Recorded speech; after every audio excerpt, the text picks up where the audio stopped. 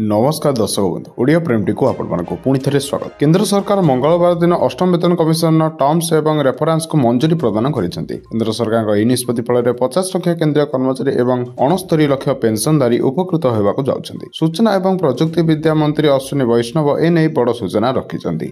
सूचना मुताबक अष्टम वेतन कमिशन 18 मास मध्य सुपारिश प्रदान करिवो। सरकार जनवरी मासरे एने कमिशन सेटअप करिया मंजूरी प्रदान करथिले। एबे टर्म्स ऑफ रेफरेंस मिलिबा परे तुरंत कमिशन कार्य करिया जाउछि। एही कमिशन सैलरी स्टकर पेंशन एवं अन्य भत्ता नहीं सरकार को परामर्श देव। या सरकार आसी बड़ अपडेट कि सरकारी कर्मचारी मानकर एही परिप्रेक्षी रे बढ़िबो दरमा। तेबे आसन जनिया संपूर्ण अपडेट कोन रहिछि पूरा खबर वास्तव पूर्व वीडियो को लाइक करिया आम चैनल को सब्सक्राइब करी बेल आइकन को दबाइ रख। कैबिनेट रो सूचना मुताबिक अष्टम वेतन कमिशन एक अस्थायी कमिटी हेबो। एथिरे जने चेयरपर्सन जने पार्ट टाइम मेंबर जने मेंबर सेक्रेटरी शामिल रहिबे। सरकार कहिछन जे टर्म्स ऑफ रेफरेंस प्रस्तुत बेले मंत्रालय राज्य कर्मचारी प्रतिनिधित्व को परामर्श दिया। नूतन कमिटी जस्टिस रंगना देसाई चेयरमैन हेबे। प्रोफेसर पुलक घोष एवं पंकज जैन शामिल हेबे। आशा कराଯାଉଛି कि एथिरे सैलरी स्टक्स अन्य सुधार हेबो बोली आशा रखा जायछि। कमिशनर यार शेष रिपोर्ट 18 मास मध्य प्रदान करबा आवश्यक पड़े अंतरीण रिपोर्ट भी दिया जिवो। रिपोर्ट रे ध्यान रखा जिवो कि जेबोली देशर अर्थव्यवस्था पर कोनोसी चाप न पड़े। सेही परि मंजूरी सह सरकार एबे न्यूट्रिएंट बेस्ड सब्सिडी को मध्य मंजूरी प्रदान करिसेंते। रबि ऋतु फसल पई 37,952 कोटी टंकार सब्सिडी मिलिबो।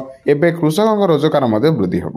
भारत प्रति 10 वर्ष पे कमिशन लागू होवार परंपरा रही। सप्तम वेतन कमिशन 2014 फेब्रुआरी मास आरंभ होता। जुलाई 16 रु यह लागू होता बेले कर्मचारी दरमा दर वृद्धि में प्रभावित जेपरी न हुए ताको नजर रखी सरकार प्रति 6 मास डियरनेस अलाउंस अर्थात डीए लागू करते। तेबे यह थिला अष्टम वेतन कमिशन को नहीं आज आसता बड़ खबर को नहीं आज लेटेस्ट अपडेट। तेबे खबर पता जाना आम चैनल धन्यवाद।